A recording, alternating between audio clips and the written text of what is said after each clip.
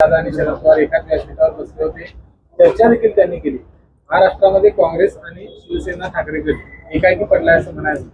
आदरणीय पवारसाहेब हे इंडिया आघाडीचे प्रमुख नेते आहेत. ज्यावेळी इंडिया आघाडीची स्थापना या देशामध्ये लोकसभेच्या आधी झाली त्यामध्ये प्रमुख वाटा आदरणीय पवारसाहेबांचा राहिलेला आहे.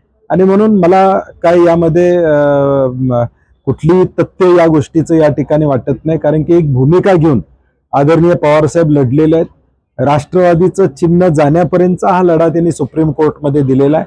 त्यामुळे मला या बातम्यांमध्ये किंवा या चर्चेमध्ये फार तथ्य वाटत नाही.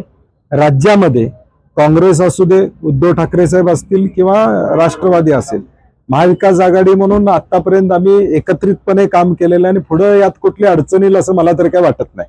आणि कार्यक्रमाचं म्हणलं तर अनेक सार्वजनिक कार्यक्रमात आम्ही सगळे एकत्र असतो.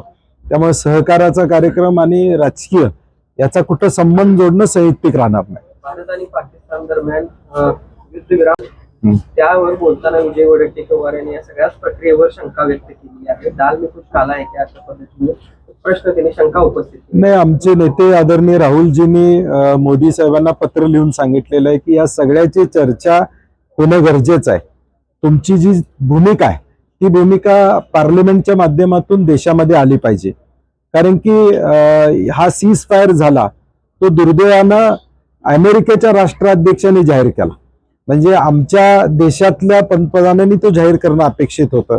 आणि म्हणून आम्ही काँग्रेस पक्षानं पहिल्यापासून भूमिका स्ट्रॉंग घेतलेली आहे की पाकिस्तानच्या या कारवाई झाली पाहिजे ही भूमिका घेतली आणि सरकारच्या पाठीशी आहोत हे ऑल पार्टी मिटिंगमध्ये काँग्रेस पार्टीनं स्पष्ट केलेलं आहे. आणि म्हणून आता आम्ही मागणी केलेली आहे की एक अधिवेशन बोलवा आणि त्याच्यावर या सगळ्या गोष्टीची चर्चा होऊ शकेल. शहरांच्या अलमट्टी विरोधात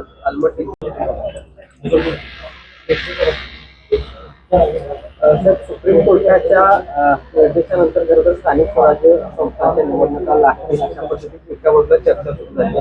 मात्र आज गिरीश महाजन यांनी असं वक्तव्य केलं की ह्या सगळ्या स्थानिक स्वराज्य संस्थांच्या निवडणुका आणखी काही महिने लांबू शकतात.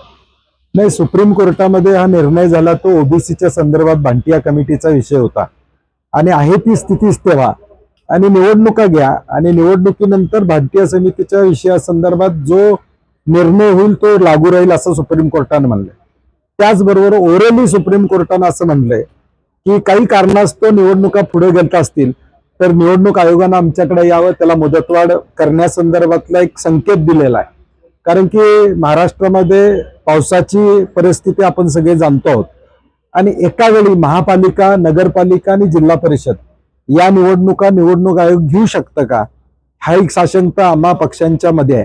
आणि म्हणून मला वाटतं शासनानं या संदर्भात काय भूमिका घेणार आहेत सुप्रीम कोर्टच्या ऑर्डर नंतर, मला वाटतं सर्व पक्षांना शासनानं बोलवावं, चर्चा करावी. शेवटी या निवडणुका सगळ्या पक्षांसाठी महत्वाच्या आहेत आणि नेमकं शासनाचं धोरण निवडणूक आयोगाबरोबर काय असणार आहे हे थोडं स्पष्टता आणली तर क्लॅरिटी येईल. यावेळेस या अगोदर सुद्धा अनेक वेळा ह्या निवडणुका कशा लांबण्याचा प्रयत्न कुठेतरी सत्ताधाऱ्यांकडून झालेला पाहायला मिळाला.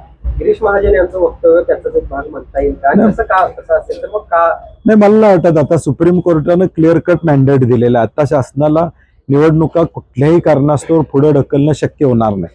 ओबीसीच्या संदर्भातली याचिका होती, त्याच्या संदर्भात सुप्रीम कोर्टनं ऑब्झर्वेशन्स दिलेले आहेत.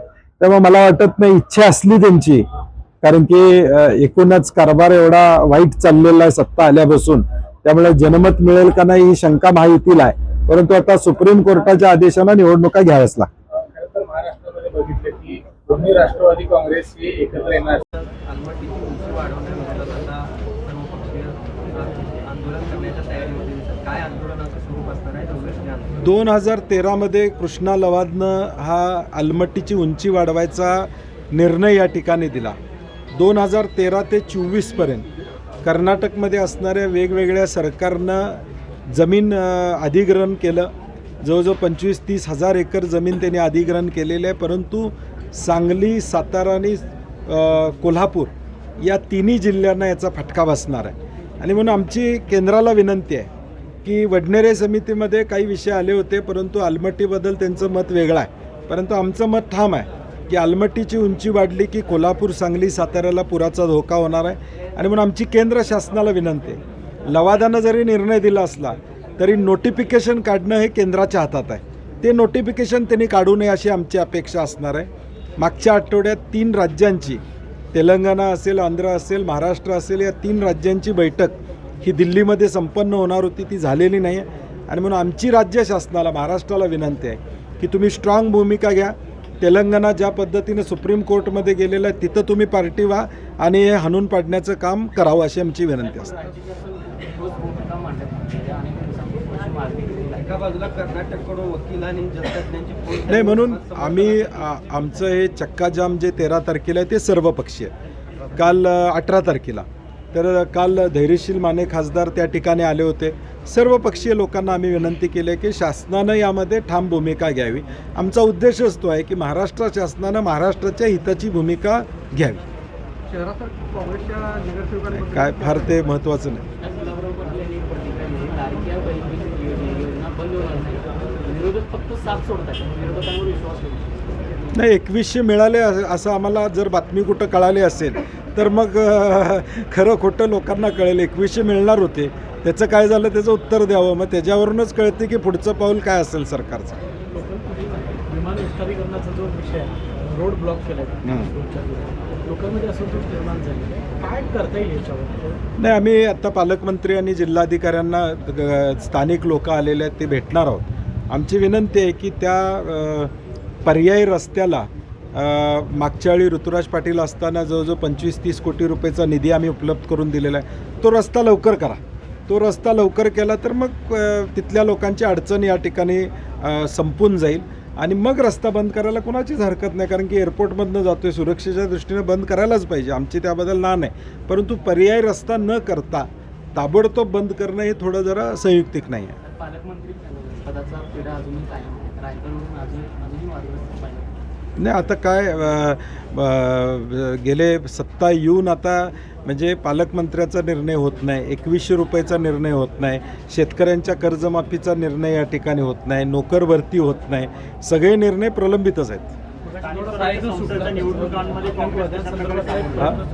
आतंकवाद्यांसंदर्भातला एक प्रश्न सुटला की 4 ते 5 लोकांनी जी फायरिंग केली होती ते नेमकं कुठं आहेत याचा शोध घेण्याऐवजी, नाही, म्हणून आमची मागणी काँग्रेस पक्षाची एवढीच आहे की अधिवेशन घ्यावं आणि या सगळ्याची चर्चा केली तर पंतप्रधानांची भूमिका देखील त्या ठिकाणी समोर येईल. काँग्रेस म्हणून स्थानिक स्वराज्य संस्थेच्या निवडणुकीला कसे सामोरे जाणार? नाही, आम्ही कोल्हापूर म्हणून आम्ही फक्त विचार केला तर महाविकास आघाडी जिथं शक्य होईल तिथं आम्हीचा करण्याचा प्रयत्न प्रामुख्यानं त्या ठिकाणी असणार. तो लढा चालूच आहे आमचा. पालकमंत्री महोदय, तुमच्यासाठी थांबलो आहे.